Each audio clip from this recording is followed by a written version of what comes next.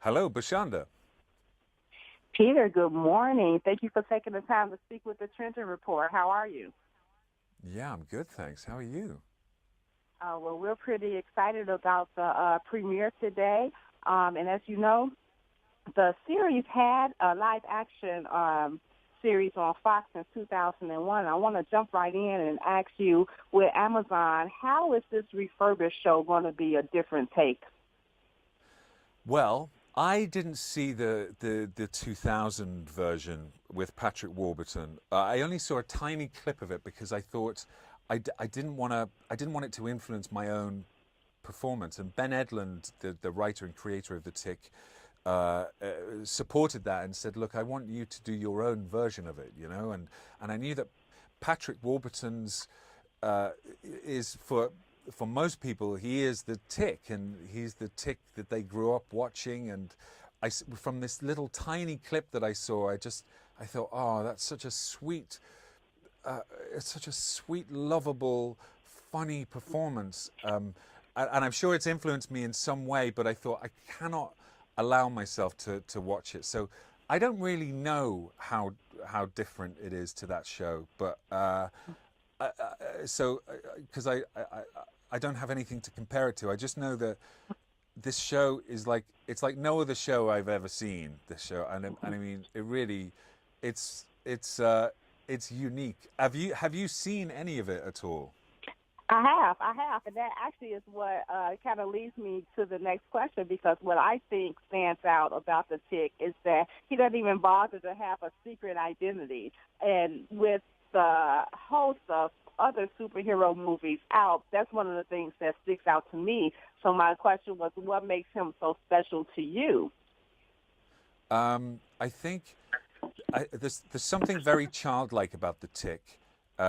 He's this huge, superpowered, muscle-bound, bulletproof superhero, punches bad guys and can leap hundreds of feet in the air. But he's extremely naive about non-superhero related matters, and also, you know, his big thing is he just wants Arthur to be his friend. Arthur, who's played by Griffin Newman, uh, you know, he's this very insecure, nerdy, kind of a mental wreck of a guy, and he just wants this guy to be his best friend.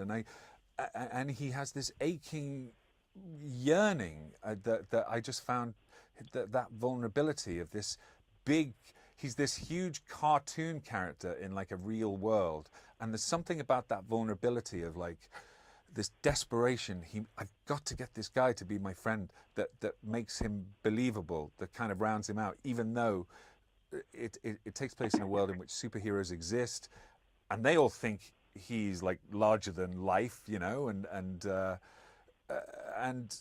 it turns him from like a cartoon character into somebody that you can actually believe is a real person. And I like And him as well. I'd like to have him as a friend. I think he'd be a great friend. that's another thing too that stood out. I would definitely describe the positioning with Arthur as more than just the standard sidekick positioning. Yeah, definitely. In fact, I think Tick is sort of Arthur's sidekick, you know? His whole thing is he sees the hero in Arthur, who's like he's this neurotic, insecure guy who's about to fall apart mentally, but Tick can see the hero inside him, you know, and that comes out through the series, and it's sort of beautiful, and in a way, it's a sort of romance, really, between the Tick and Arthur, uh, and I think that's a big theme of the show is all the characters in the show, whether they're like supervillains or whether um, they or whether it's Arthur's sister who's a she's an EMT, like paramedic.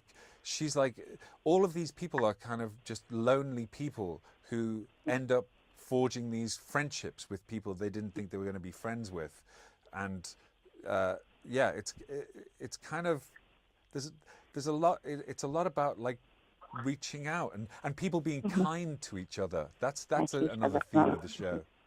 we can all use a little more kindness. Can you tell me a Yeah. little bit of how you prepared? Did you do any special preparation as far as the voice technique that you used? Um, Ben Edlund, the creator of the Tick, said, try and think of a 1960s radio announcer, which is a voice that I love, that really resonated with me when I was a kid. It's a bit like those like the Roger Ramjet cartoons. The narrator of those cartoons, Jay Roach, is it? Rocky and Bullwinkle. You know, that big voice, you know, was the starting Yes. point for me.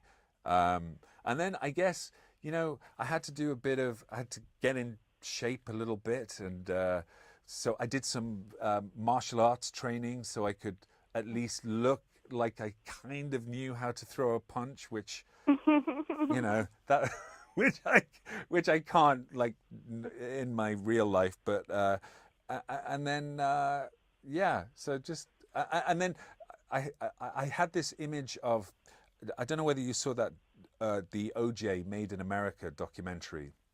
I actually did. There's it's weird. It's not. This isn't about OJ. There's a clip in it about, they're talking about OJ being like a superhero, which in a kind of way he sort of was, and or was seen as that. And there was a clip.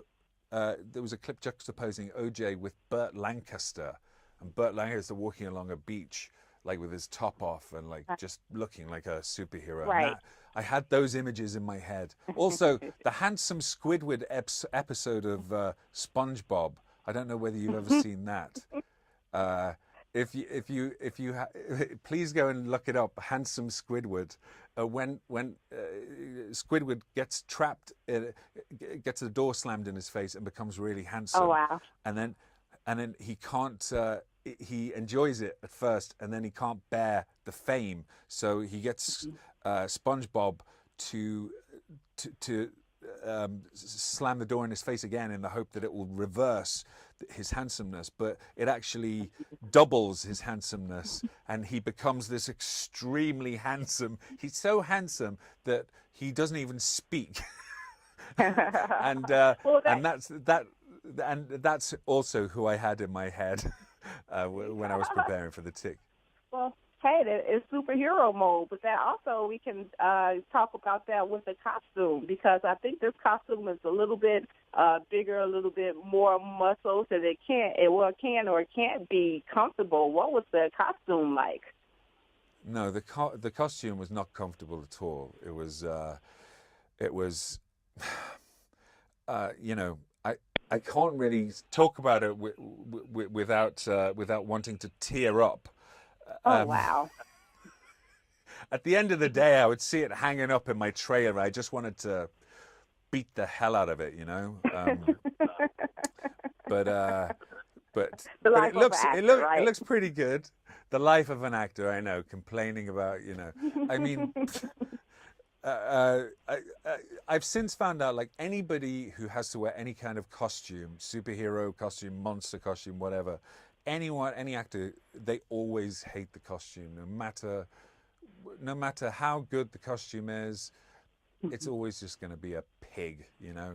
I think Michael Keaton, there was a quote of Michael Keaton saying that when he played Batman, it gave him the costume, he couldn't move his neck, and I think it just ruined his back. He's got like some kind of terrible back injury that he never recovered from. Wow. Yeah.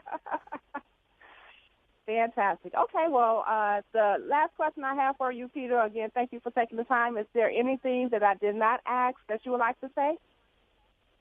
There is nothing at all. But no, there isn't. Just all I would say is the Tick is out today, August 25th on Amazon Prime Video, and it's really good. Well, we look forward to seeing it. Thanks so much, Pete. Have a good one. Thank you. Thanks.